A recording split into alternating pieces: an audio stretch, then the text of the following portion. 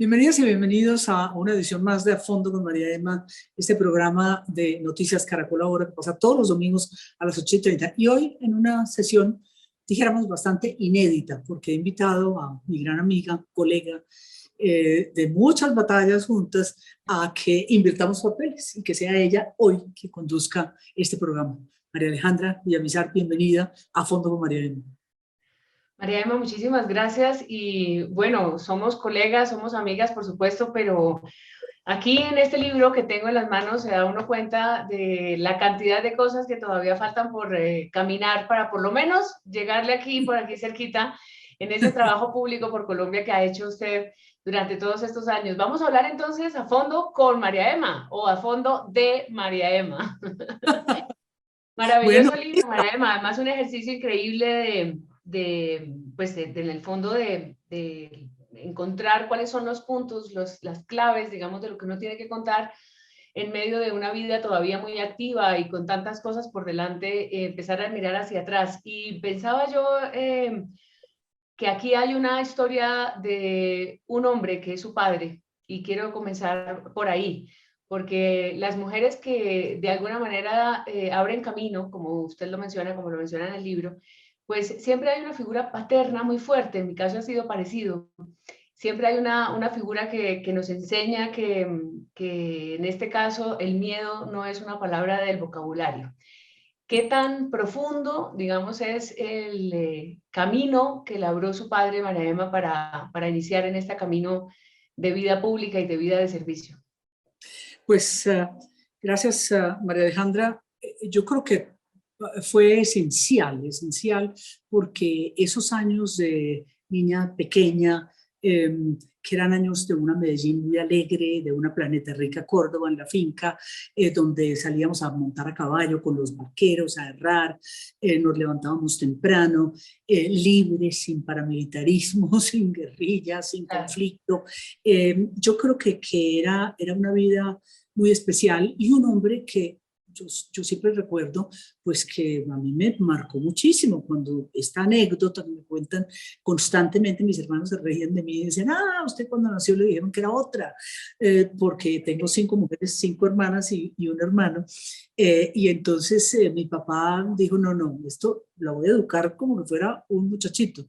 Es increíble, pero era la visión de entonces de lo que era, pues, ser un hombre, no tener miedo, arriesgarse, tener confianza en sí mismo, y creo que eso a mí me marcó mucho, aunque jamás hubiera intuido que mi vida tomara un rumbo tan diferente, dijéramos, del artístico, de la danza, del cine, de la televisión, como lo hizo, y es lo que nos pasa a los colombianos a veces, pero esa figura paterna fue muy importante, y con el paso de los años, tal vez la materna fue ganando un espacio en mí que al principio yo no tuve. Era más empatía, total empatía con mi padre. Pues la madre era la madre del orden, la madre del Opus Dei, la madre que tenía una disciplina muy clara y que de alguna manera con tantos hijos también en esa época tenían que tener un método, ¿no? Un método muy claro donde las cosas eran como eran. En el asunto de padre y madre a mí me llama mucho la atención en estas personalidades así tan fuertes como la suya, es que quizá si hubiéramos sido hombres, o nos hubiéramos sentido más cómodas en espacios masculinos, que suele pasar cuando uno se mete en temas de política y de tal. ¿Qué habría pasado si María Emma hubiera sido un muchachito? Y si no habría estado el ballet de por medio y ese momento inicial de la vida, pues en algo tan estético y tan lindo como es obviamente el ballet y el cultivar el cuerpo y saber moverse, que era básicamente la pasión de su infancia. Pues interesante pregunta. Y yo la relaciono con Héctor Abad Faciolince porque él era el único niñito también de la casa del doctor Héctor Abad Gómez y doña Cecilia. Y Vicky Abad, mi compañera, él lo menciona en su libro, y Héctor era como el personaje. Yo siempre quería parecerme a Héctor Abad. Era mucho más chiquito que yo y siempre estaba por ahí metido, siempre estaba metido y siempre era audaz, metido a grande, la niña de los ojos de su papá, literal. Entonces yo creo que el ser hombre para mí fue importante y de alguna forma yo me sentía parcialmente hombre, ¿no? Entonces creo que esa pregunta es interesante y jamás lo había dicho, pero siempre pensé, no, yo voy a ser un tipo.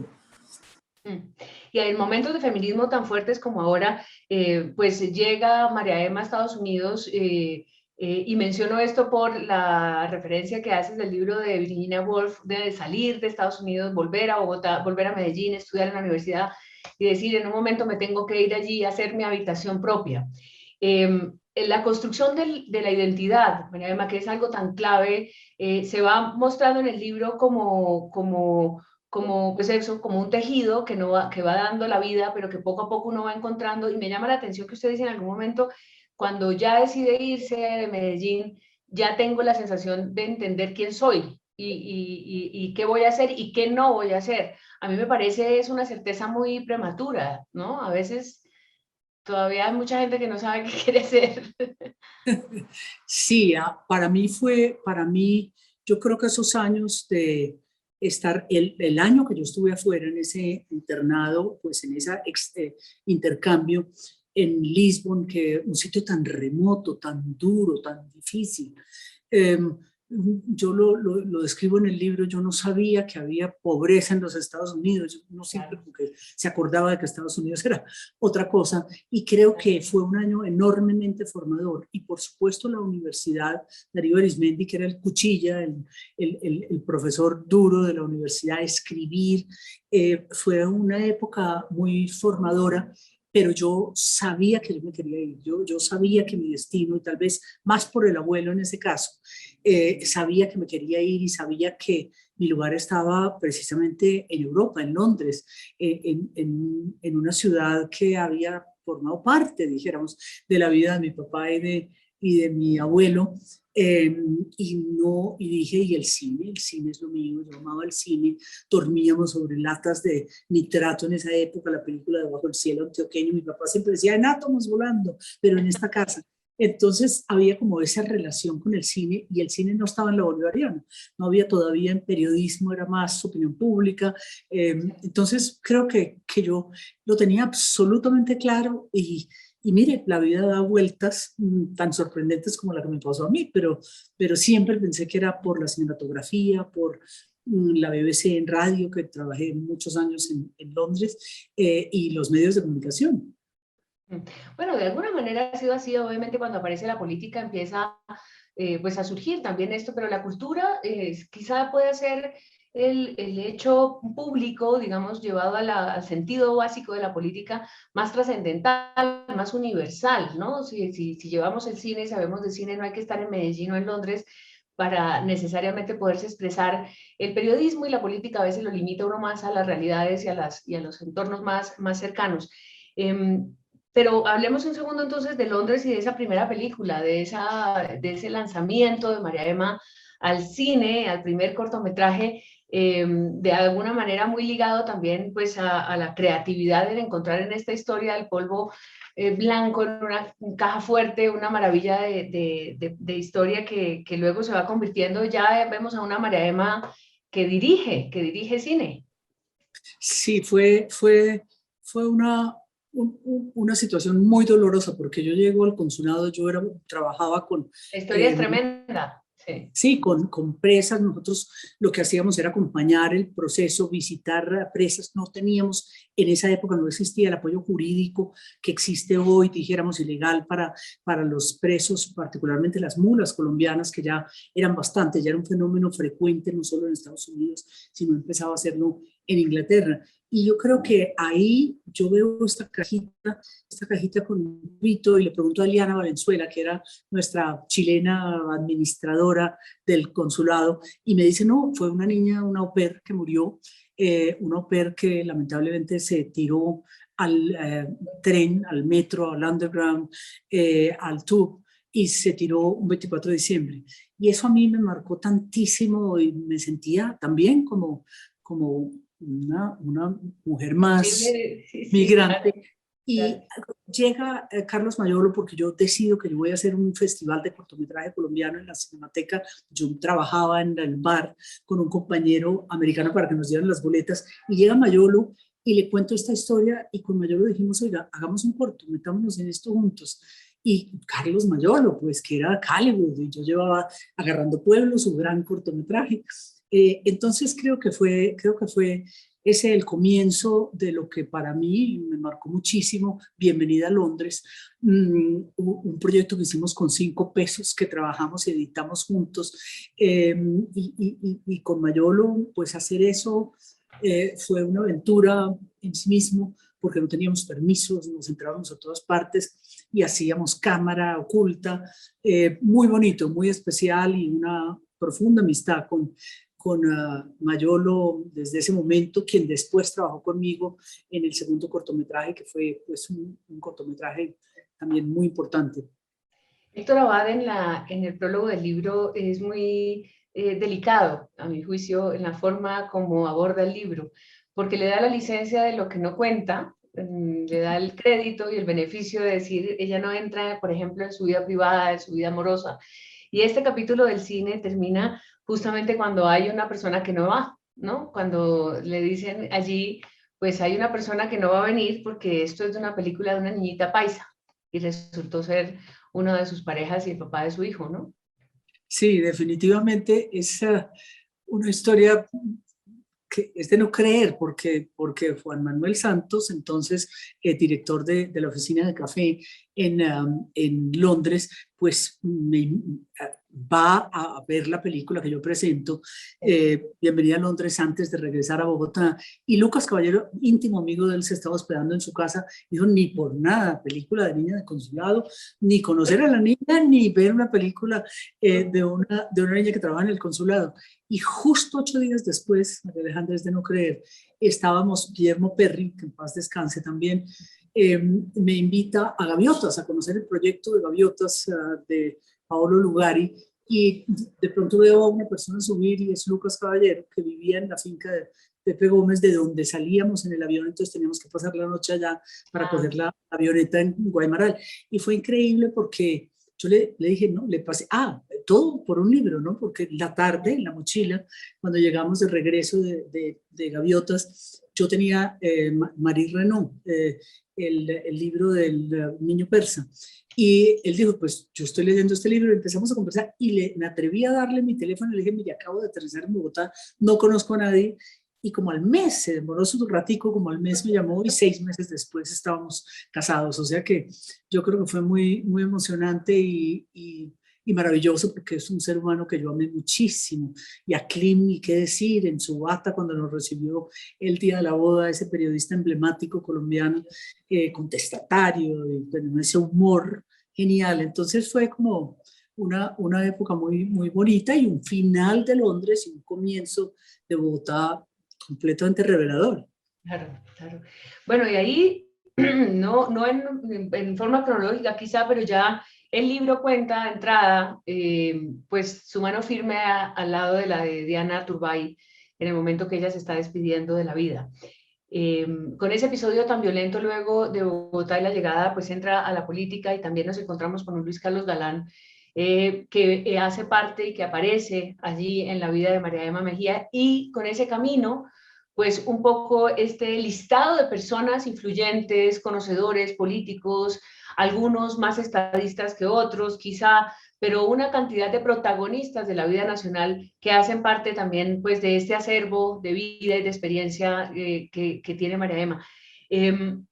Hablemos un momento de ese momento, de esa marca que hace la violencia tan fuerte para tener un vínculo con el deber trabajar por el país. Es dramático. Yo creo que cuando usted mencionaba al principio el libro, como uno se echa para atrás y recoge toda esta historia, es como un psicoanálisis. Uno ve la violencia que entonces, que durante tantas décadas atravesamos. Melo lo dice en su nuevo libro, siempre ha estado la violencia detrás de todos los acontecimientos colombianos, detrás de todas las épocas. Galán para mí fue como una revelación, porque a mí fue Belisario Betancur y Noemí Zenin, con quienes yo pues me llevan a estar en Focine. Yo dije, sacrifico el cine personal por la institución que necesitábamos sacar adelante. Y ahí entonces ya entra Luis Carlos Galán y nos ayuda a sacar la ley de cine. Y yo nunca vuelvo a mirar nada distinto. Que me sacó del cine, dijéramos, fue Galán. Y creo que de ahí pues la vida cambió y las circunstancias, su muerte, pues obligaron a que el puñado de galanistas fuéramos al Partido Liberal y arrancáramos la campaña de César Gaviria, y ya, es esa historia, pero siempre la violencia. Diana, la muerte de Diana para mí fue tremenda, fue muy difícil y muy dura, y claro, a mí me tocó, yo dije, si ella acompañó a Pizarro, León Gómez, yo la voy a acompañar a ella y contarle a sus papás, es tal vez de las cosas más tristes que a mí me ha tocado hacer, ver ese dolor y esa rabia al mismo tiempo. Sí. Bueno, y lo público pica, y a quien tiene vocación y a quien tiene, digamos, también esa, de alguna manera, pues la sensibilidad y, por qué decirlo, no, la grandeza de dedicarse a lo público, pues viene un tema pues un tema, no, una vida muy vivida, realmente, para la redundancia, en lo público. ¿Cuál es ese momento, María Emma, en el que el primer nombramiento, digamos, más allá después de Focine, sino que ya es parte de un proyecto político, donde hay políticos, donde hay que generar mensajes, donde hay que llegarle a la gente, donde hay que tocar a los ciudadanos, porque ahí es la diferencia antes de las campañas y de todo esto? ¿Cuál fue ese momento, digamos, que identifica o que corta el hecho de pertenecerle ya un poco al país y al servicio?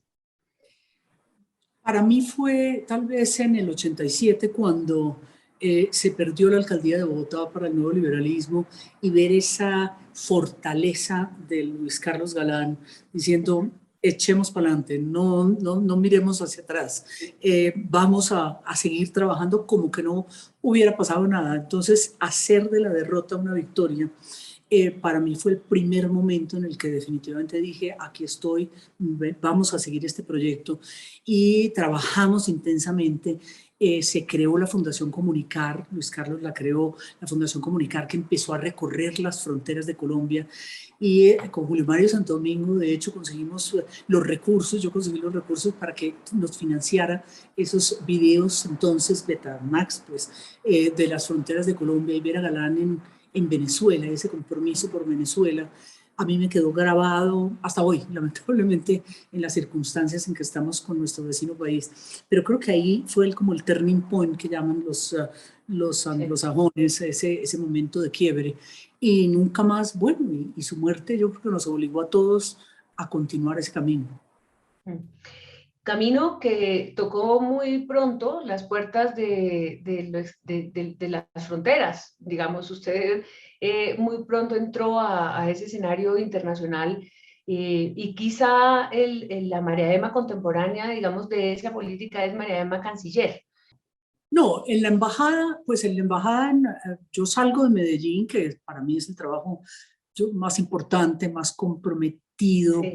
que yo más he amado, dijéramos, ser consejera para Medellín y robarle literalmente a Escobar ese ejército que él fue creando, jovencita, los sicarios, no nacimos para semilla. Entonces, ese momento fue muy importante, y ahí vino la embajada en España. Era la primera mujer que iba embajadora de Colombia ante el Reino de España. Pero la Cancillería es algo muy excepcional, María Alejandra. Yo creo que era un momento difícil cuando Rodrigo Pardo me estaba haciendo el empalme con el presidente, y entra su secretario privado a contarle que Frechet le había avisado que le retiraban la visa. Fue un momento donde el país, donde había que ayudar mucho, había que empujar mucho, y creo que fue un trabajo muy interesante, y me dejó marcada también para las relaciones internacionales y el multilateralismo que ejercí hasta hace, pues, mi último oficio, dijéramos, en la diplomacia. En las Naciones Unidas, nada menos, además, en ese escenario, el más grande del multilateralismo que tenemos, por lo menos en lo que está organizado de este planeta mientras nos queda. Pero ese mundo político de la toma de decisiones, esos consejos de ministros, ese escenario de la mujer que ya tiene respeto, que ya es respetada, que ya tiene prestigio, que ya es escuchada, esa sensación de ser escuchado, de estar presente, pero además realmente participar, porque muchas veces se está presente, pero no se tiene en cuenta o algo pasa como para esa pequeña nubecilla que hay ahí como de niebla que a veces hace que las figuras, incluso las femeninas con más razón, María Emma nunca ha sido eso, siempre ha estado en primer nivel, digamos, yo creo que ha tenido siempre una imagen muy clara, cualquiera que esté con ella, alrededor de su presencia y de su escucha y de su palabra, por supuesto. ¿Cuál es el momento de esa palabra y de esa presencia, María Emma, que le hace sentir digamos, dentro de las grandes ligas de la política en el país? Pues yo diría que dos momentos. Cuando el Consejo de Ministros en el año 96, que estábamos precisamente en la crisis, acababa de anunciar, dijéramos, hacer el pronunciamiento Fernando Botero, y hay un Consejo de Ministros extraordinario a la 1:15 de la mañana, nos cita el presidente Samper a todos los ministros y arranca diciendo, bueno, el que vaya a renunciar, que renuncie ya de una vez. Porque se venía una crisis muy profunda y creo que ahí yo era ministra de Educación todavía y creo que ahí yo propuse una salida constitucional, hubo un gran debate, Rodrigo Pardo, colega entonces como canciller, y muchos de los ministros estábamos con Carlos Medellín, con Horacio Serpa, con Pardo, y de verdad fue una voz muy escuchada, lo narra muy bien Mauricio Vargas en su libro del presidente que se iba a caer. Entonces creo que ahí fue como un primer momento en el que ese liderazgo se vio, y usted fue testiga del otro, que era el Caguán, que yo como delegada del gobierno del presidente Pastrana para las negociaciones, hubo mucha, como única mujer de esos 4 negociadores, yo creo que ahí hubo también un liderazgo que uno va sintiendo, ¿no? Que uno va sintiendo como ese reconocimiento y esa voz que tiene que superar a veces la fachada en las épocas anteriores, antes del Me Too y todo, pues se creía que era por bonito, ¿no? Que uno como que la fachada le ayudaba, y no, todo estaba aquí, ¿no?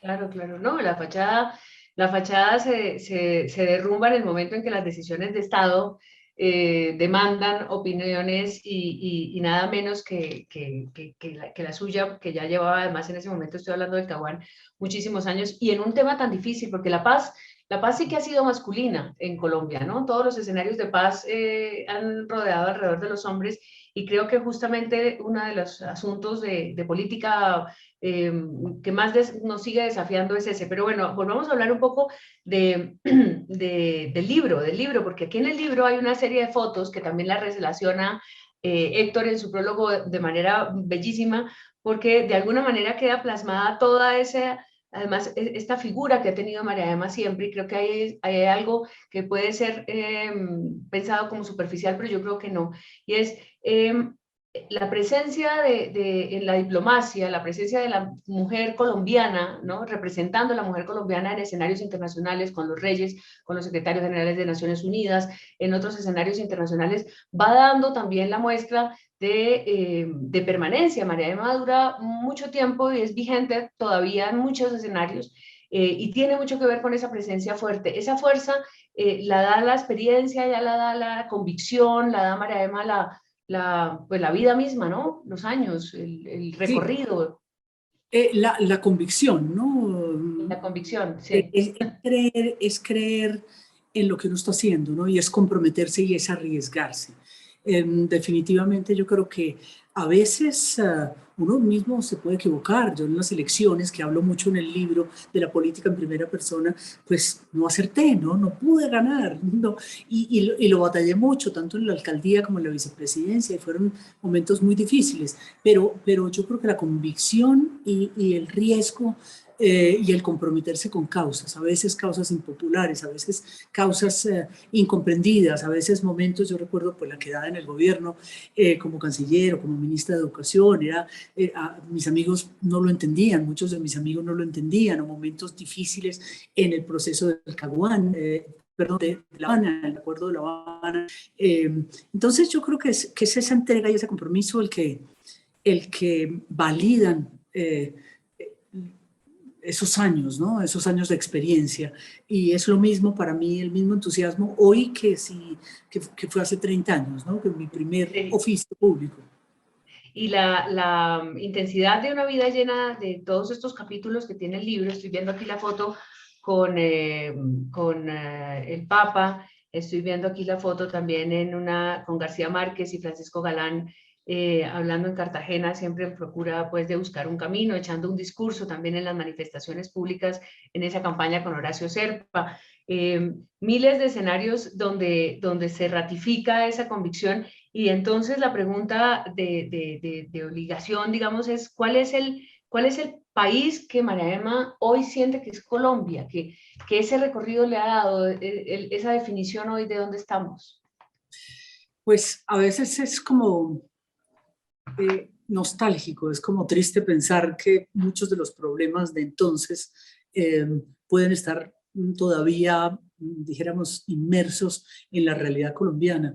Es un momento difícil, es un momento de quiebre también el que está atravesando Colombia, el mundo, porque es que ya no es ni siquiera Colombia, pero ciertamente la región está muy fragmentada, no hay mecanismos de integración, todo lo que nos unió antes, dijéramos, los grandes escenarios multilaterales de América Latina, pues prácticamente ni existen. Y claro, y Venezuela, que es un golpe muy duro para aquellos que amamos ese país y que quisiéramos ver esa relación restablecida. Entonces son no es exactamente Memorias de un pesimista, que es mi vecino de aquí, no es el exceso de pesimismo, pero también es un momento difícil que nos coge pues para una campaña presidencial muy interesante. Entonces hay como que uno siempre hay que buscarle el ladito bueno a las situaciones y circunstancias difíciles, sobre todo en un país como el nuestro. Bueno, pues el libro va a ser presentado también afuera, en España. Aquí todavía está recién salido, digamos que con el hábito de la lectura y con todo este rollo de la pandemia, las salidas, las cosas todavía se están normalizando, pero es verdad que María Emma Mejía abrió un camino, y me parece que llegar a ese título pues debe ser obviamente como pues el final de la reflexión sobre este libro y este capítulo, porque seguramente habrá otros que vengan hacia adelante. ¿Cuál es la película que hay que hacer de Colombia para presentar ahora? ¿Cómo se llamaría? Y con esto la dejo en su programa. El duro momento, ¿no? Yo lo llamaría el duro momento, esa sería mi película, mi título de mi película, la coyuntura, el momento difícil, y cómo lo vamos a superar, que es que estamos a muy pocos meses de un cambio muy importante, y vamos a ver las reflexiones que se siguen y las decisiones que tome nuestro país y cómo podemos ayudar a que esto ocurra. ¿Le gustan las películas con final feliz o le gustan las películas como en puntos suspensivos? No, final feliz, definitivamente. Yo no, ya quiero finales felices, quiero, y sobre todo en este momento es más que necesario, y tenemos, yo creo que una buena base, ese proceso de paz es un buen colchón a pesar de las dificultades para el futuro de las próximas, por lo menos, 2 administraciones más, que es donde tenemos que construir, acabar de construir ese colchoncito. ¿Hay un poquito de frustración frente al proceso de paz o por el contrario el horizonte puede mejorar? Yo estoy convencida que puede mejorar. Cuando uno hablaba con Desmond Tutu, o cuando uno analizaba el proceso o en Sudáfrica, o los procesos que se dieron en los países africanos, en Naciones Unidas, uno entendía que esto tiene un camino, un largo camino para consolidarse, que hay violencias, que hay dificultades, pero espero y confío que la campaña política hable mucho de este tema en las campañas, y los candidatos ayuden a consolidar lo que es, no diría incipiente, yo creo que en los territorios, en los PEDETs, es donde uno empieza a ver como una cierta formación otra vez de esa pequeña veredita, de ese pequeño pueblo, de ese proyecto productivo, dentro de mucha violencia todavía, pero ahí vamos, ahí vamos. Hablamos del proceso de paz y de eso que pasa en los territorios, y buena parte fue una gestión en Naciones Unidas. Tenemos una visión de verificación. Muy pocos, bueno, realmente es que los países que hacen procesos de paz como el de Colombia, pues no son muchos en el mundo. Esa tarea específica de Naciones Unidas, que es lo más reciente, María Emma, ¿qué horizonte le plantea un poquito de esperanza para el acompañamiento de la comunidad internacional a consolidar la paz?